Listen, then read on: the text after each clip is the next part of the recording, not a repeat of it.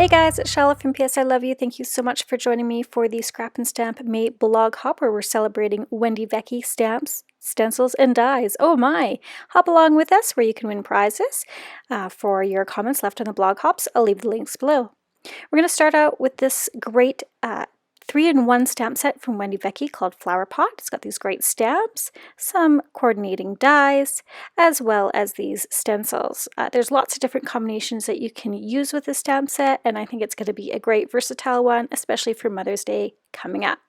All right, let's get started with our card. My first technique is starting out with die cutting kind of I guess a template or a stencil. I'm going to be die cutting and coloring several of these images, especially the flowers, for my card, and I find the easiest way to do this is to die cut the images first. So I'll die cut a bunch of them, and then I'll use kind of the leftover pieces of this cardstock piece, I guess I'll call it the negative space, to create a bit of a template for those die cut pieces to fit in so that I can stamp the images really one right after the other and neatly.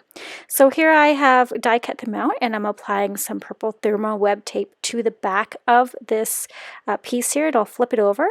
I'm going to put on some anti-static powder just to lessen that adhesive so it doesn't rip my cardstock. It shouldn't, but just in case, because I'm stamping a lot. I can then place my die cuts inside of that negative space, and then I'll line my stamps up over top of the die cut images, and then that allows me to stamp multiple times.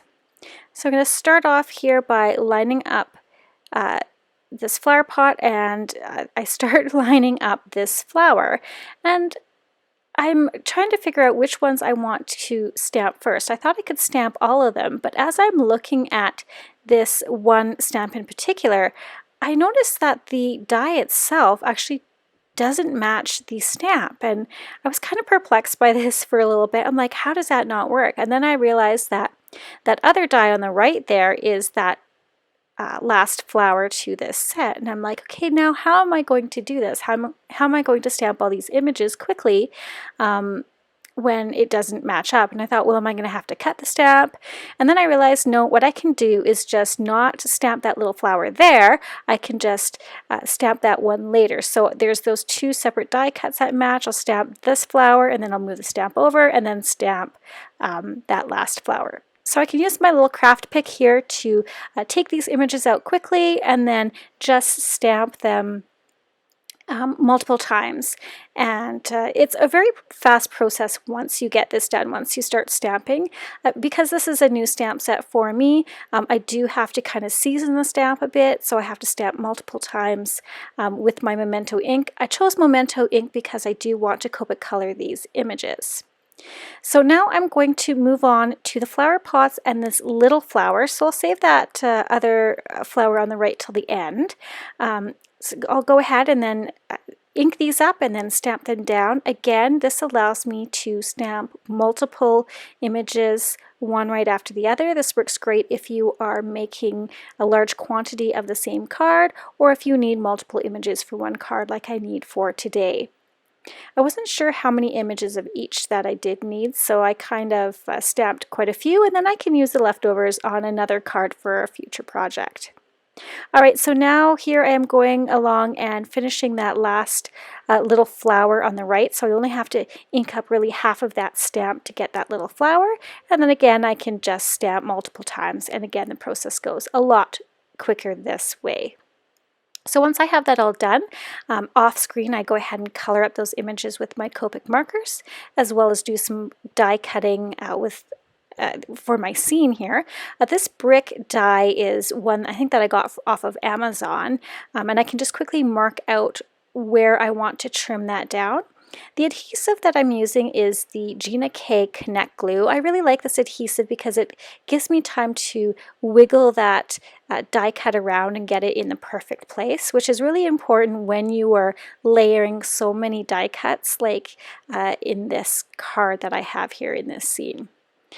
Again, I'm just laying this die cuts down, and then I can just trim off the excess.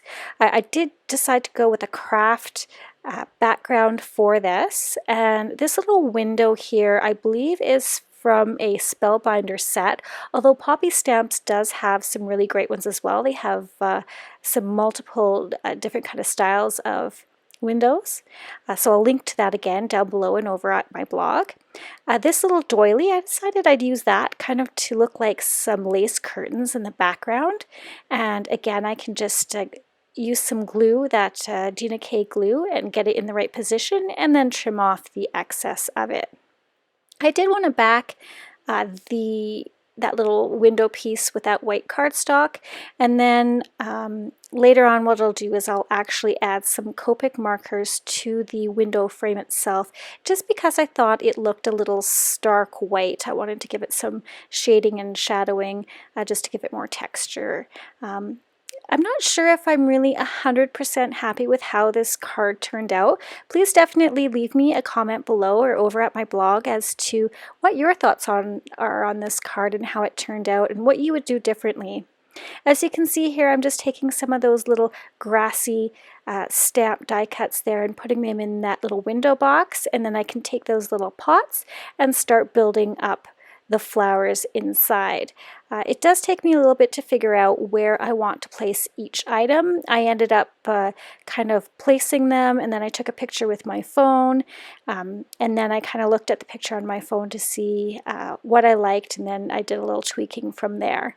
I did start off with this kind of sunflower image here. I ended up not using it. I didn't really like it. I just decided to go with the green foliage, and I just stamped that green with some pigment. Is it pigment did I use? Just some dye ink, sorry. So again, I can just use my liquid adhesive. That gives me some time to move these images around to the exact place that I want them, and then I can add more adhesive and glue them down better afterwards. So just getting them in their final places. I think this is kind of I like the idea of it. Again, I'm not sure if I'm 100% happy with how it turned out, but I can lay this down now, and I will end up using some foam adhesive to pop some of these images up, and I'll show you that in a minute. You can see that I'm kind of debating with that sunflower. I liked it just with that green leafy look. I thought that looked better. Again, you can see that I get some time to wiggle everything in place before it dries. And again, with this Gina K Connect glue, it is a really strong adhesive once it dries, which I like if you're going to be putting anything in the mail. Here I am popping up that little pot with some foam adhesive just to give the card some dimension and a little bit more interest. And then again, popping some of those little flowers up. I just trimmed some foam adhesive down.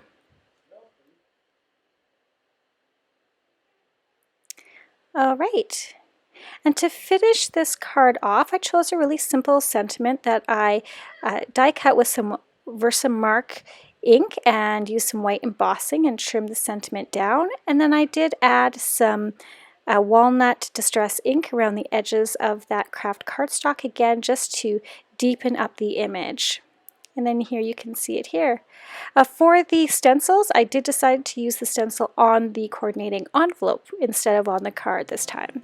I hope you enjoyed today's cards. Here's some extra videos for you to check out. Remember to hit that subscribe button, and thanks so much for joining me today. Take care.